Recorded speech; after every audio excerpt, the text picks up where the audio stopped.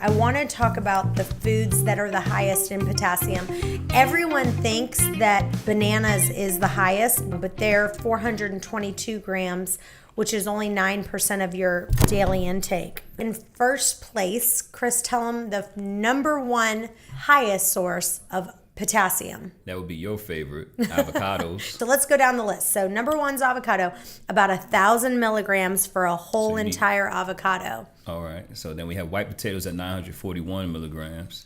Number three is Acorn Squash, which you can make a lot of recipes from. All right. Number four, one of my favorites, 855 milligrams for a large sweet potato. Number five. And we have cooked spinach with 850. Non-cooked only has 167. Dried apricots is number six at 750 for a half a cup. Number seven. We have black beans at 739, a cup of black beans.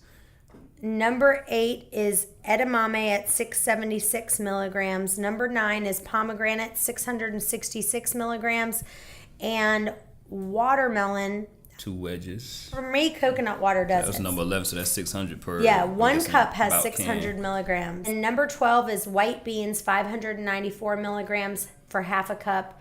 And then regular plain yogurt is 573 milligrams. Number 14, tuna is 550 milligrams for about 6 ounces. And beets are about 518 milligrams for a cup. The top 5 as we look are number 1, avocado, number 2, white potatoes, number 3, acorn squash, number 4, sweet potatoes, number 5, cooked spinach, and then that's all I'm gonna give you. You'll see the rest of the list.